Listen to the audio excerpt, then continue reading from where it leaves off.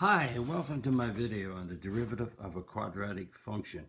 F of x equals ax squared. And this is a parabola, and I'm only talking about the quadratic term, and it does not have a linear term of bx or a constant at the end, just the quadratic term. Find the derivative of f if f is equal to ax squared.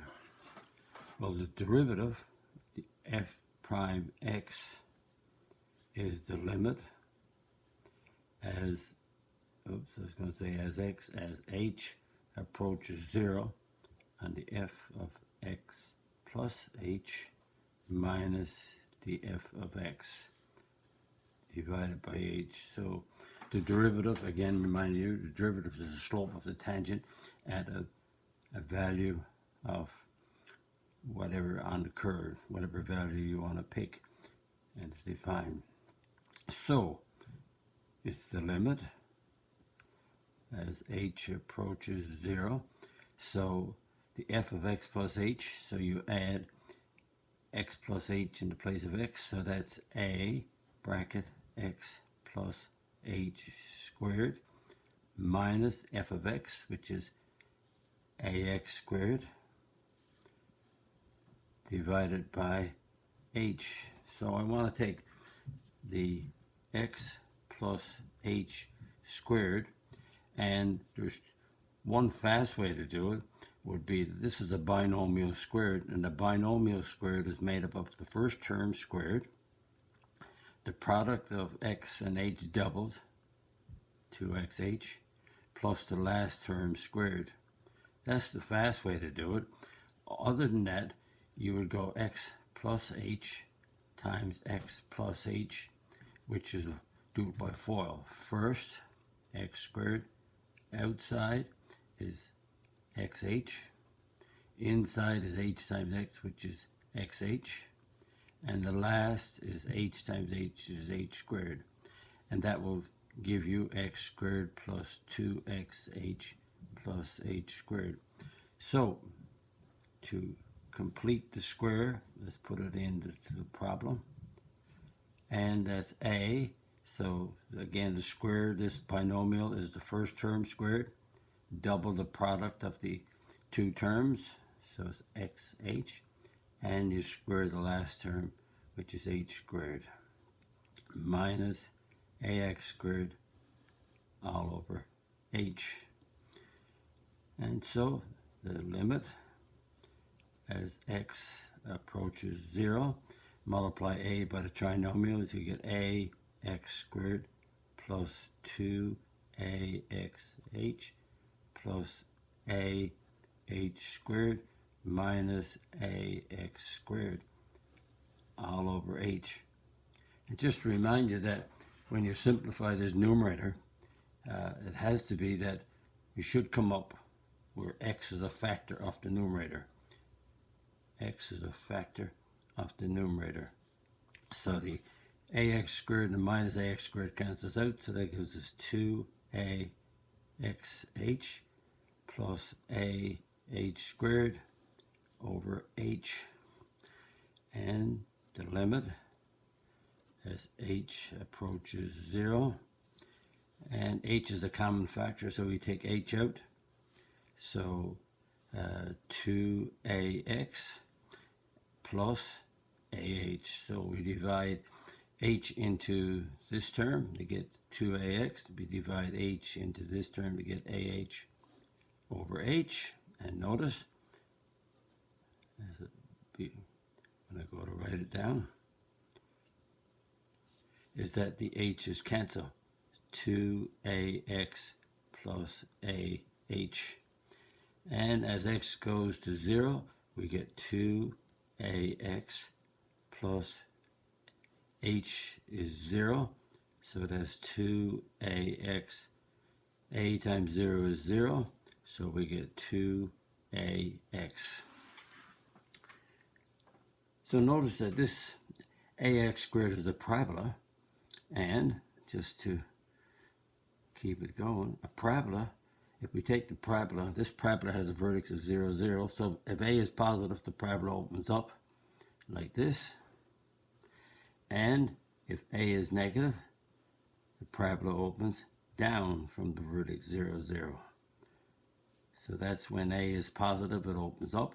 When A is negative, it opens down. And at any point on this curve, notice if you take this point here and draw a tangent touches it at one point. That's the tangent.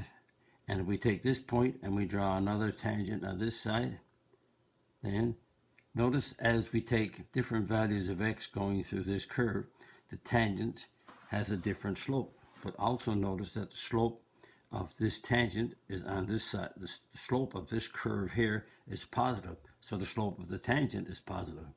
If you pick the point on this side, then this curve is going up to the left. So that means the tangent at this point will have a negative slope. And also, if you pick this point here at 0, this is the vertex of the parabola. So if you draw a tangent to that vertex, the vertex is a horizontal line and this slope is 0. So since this is going up, this is going to be positive on this side and going to be negative on that side and 0 at the vertex. If it's going down, the vertex is 0, 0. The tangent at the vertex is a horizontal line, which is 0. If you move on the right side, notice if you go on the right side and get a tangent, the slope of this, the curve on this side is going downwards, so the tangent is negative. So anywhere from 0 onward to infinity, the slope of the tangent is always positive. And if you go to negative infinity here for x, if you take this point, this tangent is going to be negative. So the curve is going down, it's going to the left, so the tangent is negative.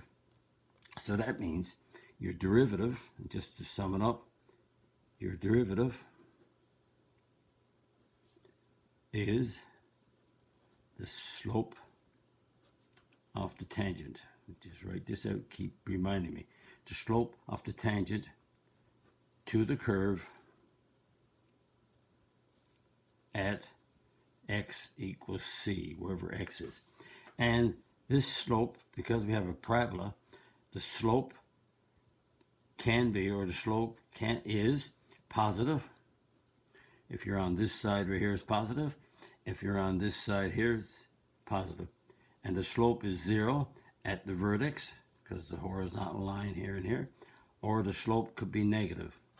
So again, if this parabola is moving upward, it's going to be negative tangent, so it's going to have a negative slope on this side, or if it's moving downward, it's going to have a negative slope on this side. So the slope on a parabola, the tangents can have positive slope, 0 slope, or negative slope.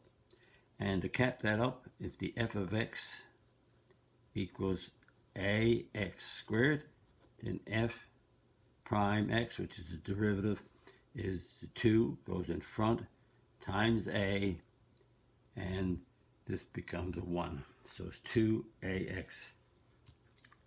And to do some examples on that, let's look at the next page.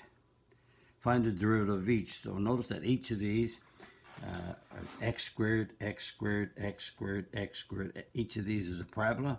So the derivative of this parabola is the constant 2. 2 goes in front, and it's an x. Understood to be a 1 here, so don't need to put it in. And the power is a 1. And the derivative of the g of x is 2 times negative 4. Now I could go negative 4x to the 1, so that's negative 8x. So the 2 goes in front to be a product of the negative 4, and we decrease the exponent by 1. And here, the t prime, the derivative, is 2 bracket negative a half x. The 2 power goes in front, and the exponent of x reduces by 1 to get a linear. So that's negative x. And p prime, the derivative, is 2 goes in front, times, now you could go times negative 7 and put just an x here. So you can multiply the 2 by the constant and just leave the x on the side. So 2 into 6 goes 3. So that's a negative 7 over 3x. And here, the derivative of k to the x, derivative of kx, is 2 times 10 with an x. So that's 20x. Again, the 2, the power goes in front, times the constant, and this power decreases by 1. So that's a quadratic. Notice a quadratic, which is x squared, becomes a linear, degree 1. Quadratic, degree 1. Quadratic, degree 1. Quadratic, degree 1. If you have a cubic would, derivative of a cubic would go to a quadratic. A derivative of a linear, which is degree 1, goes to a constant horizontal line. Just notice what's happening here. And again, if you like my video, click the like button, click the subscribe button. Visit my math website, www.mathfullyexplained.com, to find more information about me, my videos, and the content. That's the content on my YouTube channel called Math Fully Explained. Just one word. Thank you for viewing my video. Hope the video helped you. Bye-bye.